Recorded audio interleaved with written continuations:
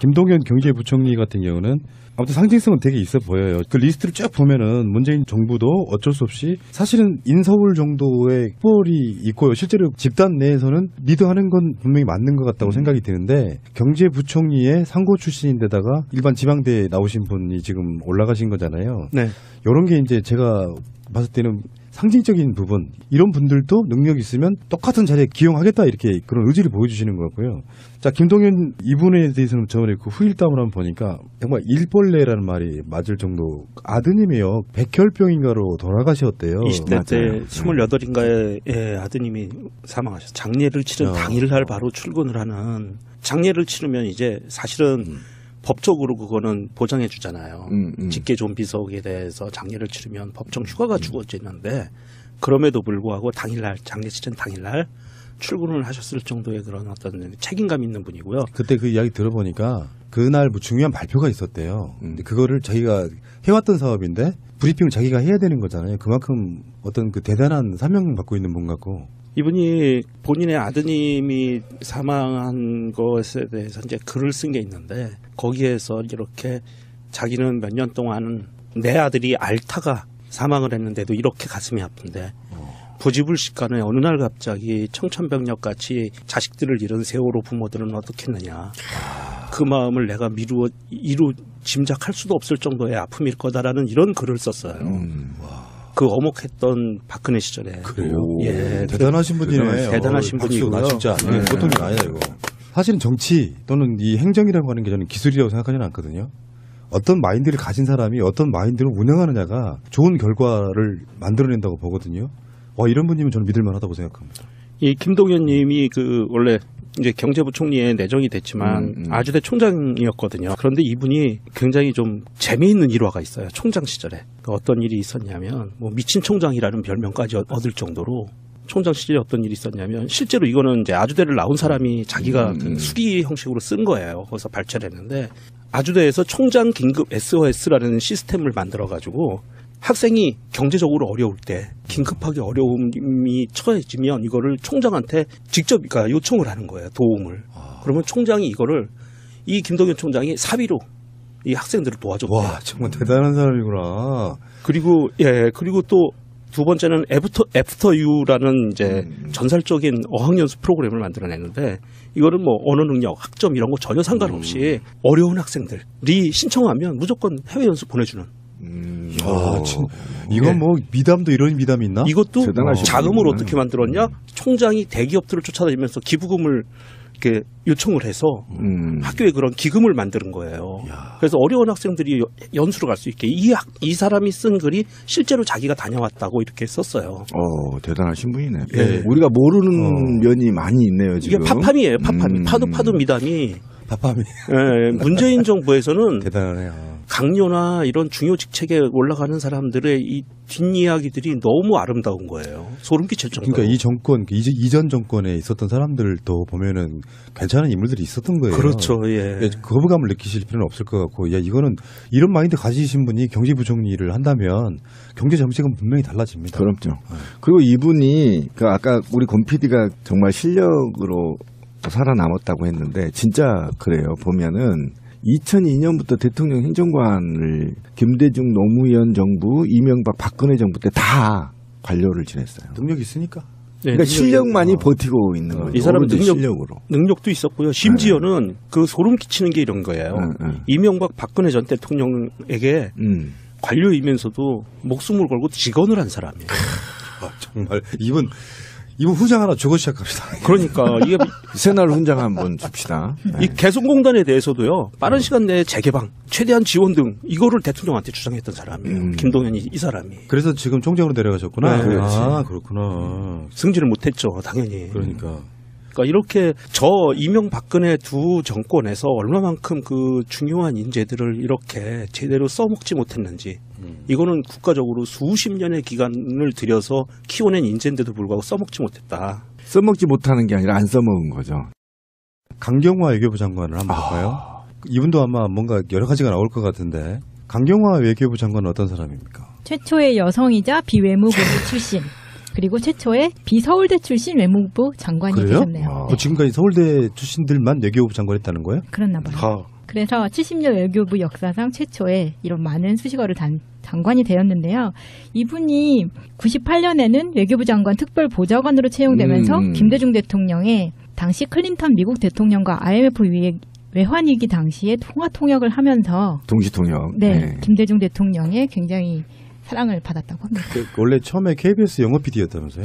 네, 그때 당시에 잠시 영업 방송 아나운서 겸 PD를 2년간 했고요. 그 후에 남편하고 유학을 매사추세츠 대학에서 석박사를 하면서 그때 장녀를 낳은 걸로 알고 있습니다. 그런 꼴을 날 수 있다. 이게 종편들이 보도를 하던데 검찰도 검찰 출신이 아닌 사람이 법무부 장관 되니까 반발했던 거 있죠. 강금실 그분은 판사 출신이고 그런데 지금 비외무고시 출신이 외교부 장관의 최초로 그것도 여성분이 임명됐다고 하면 내부적으로 어떤 반발이 있을까요? 지금 당장 표면적으로 드러나는 건 없는데. 근데 이분이 그렇더라고요. 이제 미국에서 한국으로 오는 비행기 타기 전에 인터뷰한 걸 보니까 일단은 위장 전입 문제 있죠. 네. 따님 위장 전입 문제는 먼저 자기가 본인이 먼저 얘기를 했답니다. 청와대 인사 검증하는 쪽에다가 그리고 청와대도 그걸 받아들였고요. 5대 위장 전입부터 시작해가지고 군미필 미필이 아니고 면탈. 예, 면탈. 뭐 세금 뭐라든지 탈루라든지 이런 거 다 포함해가지고 5개 정도의 결격 사유는 장관이나 그러니까 사람을 쓰지 않겠다 이렇게 된 건데 이 사람은 그것을 뛰어넘는 거죠. 그러니까 먼저 발표를 하는 거예요. 청와대에서 이러이러한 결격 사유가 있음에도 불구하고 능력을 인정해서 외교부 장관에 지금 내정했다 이렇게 이야기하는 거거든요. 사실 왜 위장 전입이 가장 문제가 되는 이유가 부동산 투기 목적으로 썼을 때 때문이잖아요. 그렇죠. 근데 사실 이분은 딸의 경우에 외국 학교에서 국내 학교로 전학하는 과정에서 발생을 한 건데 이거는 딸 국적 자체가 미국이고 한국에서 사실은 외국인 학교를 다녔어도 됐어요. 그런데도 불구하고 굳이 이화 여고를 넣기 위해서 했다는 거는 오히려 애국심을 봐줄 만한 상황이 아닌가. 아, 역으로? 네. 그러니까 오히려 본인이 칭찬받을 만한 이화여고 일이죠. 나왔으니까 딸도 네. 이화여고 보내려고 했구나. 굳이 한국 학교 안 보내도 되거든요. 그러네. 그러니까 노회찬 의원이 트윗에 그런 이야기를 써놓은 게 기억이 나네요. 국내 외국에 있다가 국내에 들어와서 학교에 진학을 하기 위해서 친척 집에 잠시 있었던 것을 위장전입이라고 이야기하기는 힘들 것 같다. 다시 한번 자료를 봐야 될 것 같다라는 멘트를 날렸었고요. 사실 장관 청문회에서 이 위장전입 문제를 갖고 청문회를 시작하면은요 국회의원들 다 털립니다. 그러네. 못 털읍니다. 이거 갖고는 말을 붙일 수가 없어요. 그리고 위장전입은 사실은 이건 사실 쉘드 치면 안 돼 있는 거 맞죠. 잘못인데 그 내용의 디테일로 지금 아까 마차님 말씀처럼 그런 상황이라고 하면 큰 결격은 아닐 것 같고. 네. 그러니까 유장전입이 문제이긴 해요. 저도 유장전입 했거든요. 하려고. 앞으로 공직에 나오지 마세요. 아니, 학교 있잖아요. 학교 매닥분을 하려고 했어요. 저도 솔직히 친구네 집에. 근데, 그게 범죄인 건 사실이에요. 그러니까 사과하면 돼요. 그런데 그것이 장관을 맡지 말아야 할 것은 아니에요. 그래. 네, 거기다 더더욱이 지금 우리 강 장관 후보는 이런 거잖아요. 오히려 특혜를 받고자 하는 이런 것 때문에 한 게 아니라 자기가 사랑하는 모교에 딸을 보내고 싶은 욕구에 했다면 더더욱이 그거는 칭찬받아야 될 문제인 거고. 그런데 제가 아까 그 외모 얘기를 했는데 제가 사람 외모 얘기 잘 안 하잖아요. 네? 외모 얘기 절대 안 합니다. 여보세요. 애무 말고 손님들 올 때마다 네. 어쩜 그렇게 예쁘세요 하던 거 기억 안 나십니까? 그거는 외모가 아니에요. 저희 우리 김영삼 대통령이 그랬어요. 애무부 장관은 빠지시고. 애무부 장관. 그런데 저는 이분의 얼굴을 보면 인권에 찌들려 있다. 인권 때문에 굉장히 고뇌한 흔적이 얼굴에 배어 있다. 그런 측면에서 어찌나 사람이 저렇게 아름다울 수 있는 건가. 외모에. 고개 숙이고 머리가 흰머리 염색도 안 하죠.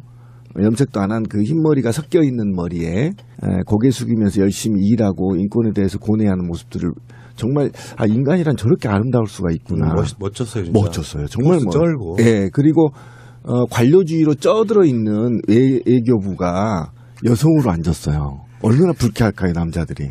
자기는 외무고시도 합격해서 다음에 내가 장관하려고 했는데. 그렇지는 않을 거예요. 왜냐하면 이게 단순히 그렇게 하면 바라볼 문제가 아니고 강경화 외교부 장관 후보자는 사실은 노무현 대통령이 외교부 국제기구국장으로 발탁을 했던 부분이고요. 그랬는데 그 하는 일이 인권에 관계된 일을 했는데 그 하는 일이 너무 마음에 드니까 코피 아난 사무총장이 그렇지. 노무현 대통령한테 졸랐어요. 달라고. 그래서 유엔에 들어가게 된 거예요. 결정적으로. 그랬고 그 다음에 반기문 총장 시절에 계속 그 특보 역할을 했고 그 후에 반기문 총장 후임 총장에 있을 때는 이제 반기문 총장이 임기가 끝나고 같이 끝내려고 했는데 후임 사무총장이 또 이거를 간청을 한 거예요. 남아달라고. 네. 예. 그러니까 이분은 사실은 비외무고시 출신이고 서울대 출신도 아님에도 불구하고 이미 외교가에서는 최고의 파워우먼, 파워 외교관으로 인정을 받을 만한 능력을 갖고 있는 사람이기 때문에 외교부에서도 그렇게 크게 반감을 갖기는 힘들 것 같아요. 김동연 경제부총리 같은 경우는 아무튼 상징성은 되게 있어 보여요. 그 리스트를 쭉 보면은 문재인 정부도 어쩔 수 없이 사실은 인서울 정도의 꼴이 있고요. 실제로 집단 내에서는 리드하는 건 분명히 맞는 것 같다고 생각이 드는데 경제부총리의 상고 출신인데다가 일반 지방대에 나오신 분이 지금 올라가신 거잖아요. 네. 이런 게 이제 제가 봤을 때는 상징적인 부분, 이런 분들도 능력 있으면 똑같은 자리에 기용하겠다 이렇게 그런 의지를 보여주시는 것 같고요. 자, 김동연 이분에 대해서는 저번에 그 후일담을 한번 보니까 정말 일벌레라는 말이 맞을 정도 아드님이요. 백혈병인가로 돌아가셨대요. 20대 때 28인가의 아드님이 사망하셨어요. 장례를 치른 당일날 바로 출근을 하는. 장례를 치르면 이제 사실은 법적으로 그거는 보장해 주잖아요. 직계 좀비석에 대해서 장례를 치르면 법정 휴가가 주어지는데 그럼에도 불구하고 당일날 장례 치른 당일날 출근을 하셨을 정도의 그런 어떤 책임감 있는 분이고요. 그때 그 이야기 들어보니까 그날 뭐 중요한 발표가 있었대요. 근데 그거를 자기가 해왔던 사업인데 브리핑을 자기가 해야 되는 거잖아요. 그만큼 어떤 그 대단한 사명을 갖고 있는 분 같고. 이분이 본인의 아드님이 사망한 것에 대해서 이제 글을 쓴 게 있는데 거기에서 이렇게 자기는 몇 년 동안 내 아들이 앓다가 사망을 했는데도 이렇게 가슴이 아픈데 부지불식간에 어느 날 갑자기 청천벽력같이 자식들을 잃은 세월호 부모들은 어떻겠느냐. 그 마음을 내가 이루 짐작할 수도 없을 정도의 아픔일 거다라는 이런 글을 썼어요. 그 어목했던 박근혜 시절에. 그래요? 예, 대단하신 분이네요. 대단하신 분이고요. 진짜 네. 보통이 아니다 이거. 사실은 정치 또는 이 행정이라고 하는 게 저는 기술이라고 생각하지는 않거든요. 어떤 마인드를 가진 사람이 어떤 마인드를 운영하느냐가 좋은 결과를 만들어낸다고 보거든요. 이런 분이면 저는 믿을만하다고 생각합니다. 이 김동연 님이 원래 또 두 번째는 애프터 유라는 이제 전설적인 어학연수 프로그램을 만들어냈는데 이거는 뭐 언어 능력, 학점 이런 거 전혀 상관없이 어려운 학생들이 신청하면 무조건 해외 연수 보내주는. 이건 뭐 미담도 이런 미담이 있나? 이것도 대단하신 자금을 분이구나. 어떻게 만들었냐? 총장이 대기업들을 쫓아다니면서 기부금을 이렇게 요청을 해서 학교에 그런 기금을 만드는 거예요. 그래서 어려운 학생들이 연수로 갈 수 있게 이 사람이 쓴 글이 실제로 자기가 다녀왔다고 이렇게 썼어요. 대단하신 분이네. 예. 우리가 모르는 면이 많이 있네요, 지금. 이게 파팜이에요. 파팜. 파도 미담이. 밥함이. 예, 이제 경제부총리에 내정이 됐지만 아주대 총장이었거든요. 그런데 이분이 굉장히 좀 재미있는 일화가 있어요. 총장 시절에. 어떤 일이 있었냐면 뭐 미친 총장이라는 별명까지 얻을 정도로 총장 시절에 어떤 일이 있었냐면 실제로 이거는 이제 아주대를 나온 사람이 자기가 그 수기 형식으로 쓴 거예요. 거기서 발췌를 했는데 아주대에서 총장 긴급 SOS라는 시스템을 만들어 가지고 학생이 경제적으로 어려울 때 긴급하게 어려움이 처해지면 이거를 총장한테 직접 그러니까 요청을 하는 거예요. 도움을. 그러면 총장이 이거를 이 김동연 총장이 사비로 이 학생들을 도와줬대요. 와, 정말 대단한 사람이구나. 그리고